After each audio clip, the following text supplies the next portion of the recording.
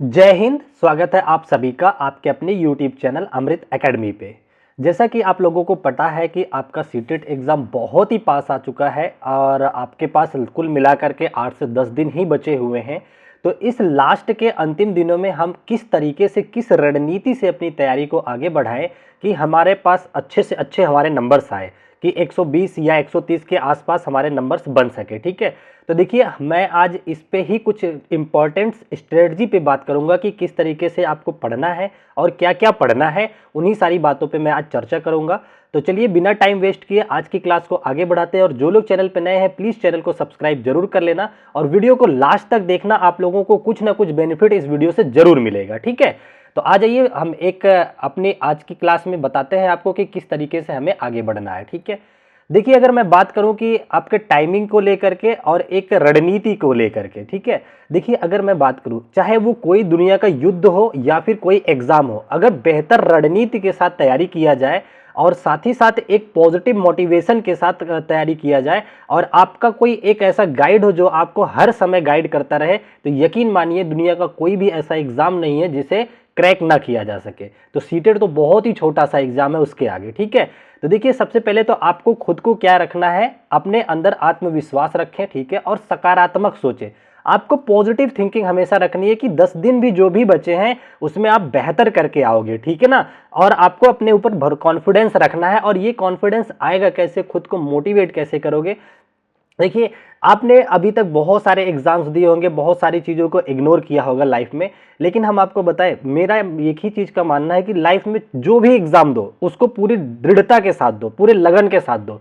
फिर वो चाहे क्वालिफाइंग एग्जाम हो चाहे जॉब का एग्जाम हो, क्योंकि ना हमारी बॉडी हो या हमारा दिमाग हो या कुछ भी हो, हमारे ना एक रिदम बन जाता है कि हम किस तरह से चीज़ों को ले रहे हैं। अगर आप छोटे एग्जाम को लाइटली लेते हो ना, तो एक वक्त आता है जब आप कंपटीशन में भी बैठते हो, वहां पे भी आप चीज़ों को लाइटली लेने लग जाते हो। ठीक है ना, तो आपको लाइटली बिल्कुल नहीं लेना है, चीज़ों को सीरियसली करना है। ठीक है, देखिए तो अब हमें इस रणनीति में किन चीज़ों को फॉलो अप करना है उसको देखते जाओ। ठीक है, देखिए पहली बात आपको सबसे पहला काम करना है, पीवाईक्यूज को सॉल्व करें और उनका एनालिसिस करें। ठीक है ना, जितने भी प्रीवियस ईयर, देखिए इस टाइम में लास्ट मोमेंट में आप जितना ज्यादा हो सके आपकी नजरों के सामने से प्रीवियस ईयर क्वेश्चंस गुजरने चाहिए। ठीक है ना, और कुछ नए क्वेश्चंस भी। तो अब आप देखिए पीवाईक्यूज के लिए क्या कर सकते हैं। अगर आप किताबें नहीं पढ़ना चाहते तो बेहतर ऑप्शन होगा कि मैंने कई सारे महामैराथन और महाकुंभ मैराथन के नाम से क्लासेस कराई हैं, आप उन्हें देख सकते हैं बार बार। ठीक है ना, आप जरूरत पड़ने पर 2x में भी अगर सुन लेंगे तो भी आपको काफी बेनिफिट उससे मिल जाएगा। ठीक है ना, अच्छा आगे आपको क्या बात करनी है इस पे देखते हैं, हम उसको बताते हैं। मैंने सारे कंटेंट को यहाँ पे लिख लिया है, आपको आपके साथ क्या चीजें शेयर करनी है। ठीक है ना, देखिए और एक चीज का ये ध्यान देना है कि आपने इससे पहले कुछ भी तो पढ़ाई जरूर किया होगा। ठीक है ना, इस एग्जाम को लेकर के तो जो कुछ भी आप पढ़े हैं उसका बार बार रिवीजन करते रहें, बस रिवीजन करते रहें, कुछ नया नहीं पढ़ना है। जो भी आप पढ़े हैं उसका बार बार क्या करेंगे, रिवीजन करते रहेंगे। ठीक है, तीसरी बात आपको ध्यान रखना है, अगर किसी भी टॉपिक या किसी भी सब्जेक्ट में आपको बहुत ज्यादा प्रॉब्लम आती है, आपको लगता है कि आप मॉक वगैरह लगा रहे हैं, आपको लगता है कि इस सब्जेक्ट में इस टॉपिक पे आकर के मैं बहुत ज्यादा वीक हो जा रहा हूं, बहुत कम नंबर्स आ रहे हैं, तो आपको उससे रिलेटेड कॉन्सेप्ट क्लासेस को कंप्लीट कर लेना है। या अगर आप में से ऐसे बहुत सारे बच्चे हैं जिनको कॉमन पॉइंट पे ही दिक्कत आ रही है, कोई चैप्टर है कोई सब्जेक्ट है, तो आप कमेंट कीजिएगा, उसको मैं अच्छे से आप लोगों को एक्सप्लेन कर दूंगा, उसके पूरी क्लास ले लूंगा, कोई दिक्कत की बात नहीं है। ठीक है ना, तो आपको इस चीज पे काम करना है।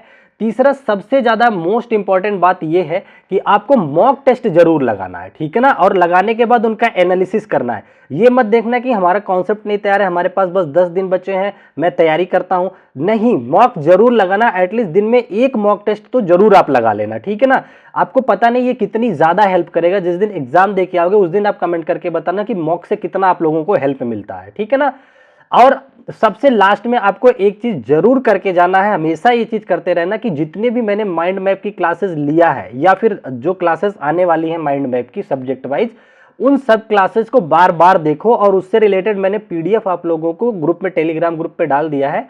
जो लोग नहीं जुड़े हैं मैं लिंक कमेंट सेक्शन में पिन कर दूंगा, आप लोग जाकर के जुड़ जाइए और उसको बार बार रिवीजन कीजिए। यकीन मानिए आपको ना सारे टॉपिक एक ही जगह मिल जाएंगे और बहुत कम टाइम में आप रिवीजन कर पाओगे। मैंने आप लोगों को सारा शॉर्ट नोट्स बना करके दे दिया है। ठीक है ना, तो कुछ इतनी बातों पे आपको विशेष ध्यान देना है। और अगर मैं लैंग्वेज की बात करूं, आपके हिंदी और इंग्लिश की जो लैंग्वेज आती हैं उन्हें कैसे करना है, तो कम से कम कुछ भी अगर नहीं कर पा रहे हो तो प्रीवियस ईयर सबके कर डालो, PYQ जितने हो पा रहे हैं, इसमें कोई लिमिट नहीं है। और कोशिश करना कम से कम 2020 से लेकर के 24 तक तो कर ही लेना। कितना? 2020 से 24 तक वाले तो जरूर कर लेना, इसके पहले अगर नहीं कर पा रहे हो तो भी। और YouTube पे देखिए, आप देखेंगे हमारे प्लेलिस्ट में जाएंगे, ये सारी क्लासेस, बहुत सब क्लासेस मत करो, लेकिन ये जो क्लासेस मैंने ले रखी है डिटेल में, ये सारी क्लासेस जैसे केमिस्ट्री का अलग, बायो का हो गया, फिजिक्स हो गया, मैथ हो गया, इन सारी क्लासेस को, और कुछ महामैराथन। और अब देखिए, और एक और कोशिश करना, जो 7 जुलाई का पेपर हुआ था उसका एनालिसिस जरूर देख के जाना, क्योंकि अब पैटर्न जो बदले हुए हैं उस पे बेस्ड जो क्वेश्चन आए हैं मैंने यहाँ पे सॉल्व कराए हैं। साइंस का भी कराया है, मैथ का अलग कराया है, ठीक है ना। और माइंड मैप की क्लासेस तो देखते ही रहो। तो अगर आप इतना भी करके जाते हैं तो यकीन मानिए आपको पास होने से कोई नहीं रोक सकता, ठीक है। और देखिए, लास्ट मोमेंट पे मेहनत ही एक ऐसी चीज होती है जिससे किसी भी चीज को हासिल किया जा सकता है, ठीक है। तो अगर आप मेहनत करने से नहीं डरने वाले हैं, आप मेहनती लोग हैं, कोई भी छोटा भाई बहन आप में से जितने भी हैं, अगर आप मेहनत से लगे हुए हैं, अपने कंटेंट को देख रहे हैं, बार बार प्रीवियस ईयर देख रहे हैं और अपने आप को मोटिवेट रख रहे हैं कि आप कर सकते हैं, तो 100% आप कर लेंगे, ठीक है ना। कोई भी आपको रोक नहीं सकता इस काम के लिए, बस अपने आप को मजबूत रखना, ठीक है। बाकी आपका भाई हमेशा तैयार है, जो भी आपकी डिमांड है, किसी नोट्स की डिमांड है, किसी क्लास की डिमांड है, कोई चैप्टर नहीं समझ में आया फिर से पढ़ना है, तो आप उसके लिए भी कमेंट कर सकते हैं, मैं उसको फिर से पढ़ा दूंगा, चाहे कितनी भी रात भर मुझे जगना पड़ेगा, मैं कंटेंट तैयार करके आप लोगों के लिए करवा दूंगा, ठीक है ना। तो देखिए, यहाँ लैंग्वेज के लिए मैंने बता दिया है कि केवल आप PYQs कर लेंगे तो भी एनफ है। और जो पेपर 1 के बच्चे हैं, देखिए पेपर 2 के लिए तो मैंने बहुत कंटेंट दिया है, इस बार मैं पेपर 1 के लिए थोड़ा कम कर पाया हूं, बट आपके आने वाले जूनियर्स के लिए पूरी कोशिश रहेगी कि सब कुछ दे सकूं। और आपके लिए आप पेपर पास करके आइए। बिहार में और यूपी में जो भी अदर और भी जो KVS वगैरह है, उसके लिए मैं पूरी दृढ़ता से आप लोगों के लिए कंटेंट तैयार करवा रहा हूं और बहुत बेहतरीन तरीके से उसकी तैयारी में करवाऊंगा, ठीक है ना। तो आप लोग मेहनत से रहिए। और पेपर 1 वाले आपको कुछ नहीं करना है, अगर कुछ भी नहीं पढ़ा है तो एटलीस्ट एक बार प्रीवियस ईयर लेके आओ, उसको गो थ्रू जरूर कर जाना, क्योंकि सीटेट एग्जाम में प्रीवियस ईयर की बहुत ज्यादा वैल्यू है। एक ऐसा एग्जाम है जिसका सबसे ज्यादा प्रीवियस ईयर मिलता है, ठीक है। 2011 से लेकर के आप देखेंगे 24 तक बहुत सारे प्रीवियस ईयर आपको मिल जाएंगे, तरह तरह के क्वेश्चन, तो सबको उनको एटलीस्ट कर डालो, ठीक है। बाकी इतनी सी बात थी जो आप लोगों तक पहुंचानी थी। अगर आपको लगता है कि कुछ और भी आपको नीड है, कहीं से भी, पूरे यूट्यूब कम्युनिटी से कहीं से भी आपकी नीड फुलफिल नहीं हो रही है, तो आप कमेंट कीजिएगा, आपका भाई जरूर करके देगा, ठीक है ना। तो चलिए आज की क्लास को यहीं तक रखते हैं, फिर मिलेंगे आप लोगों से नेक्स्ट वीडियो में। तब तक के लिए आप अपना ध्यान रखें। Bye bye, take care, thank you so much, जय हिंद।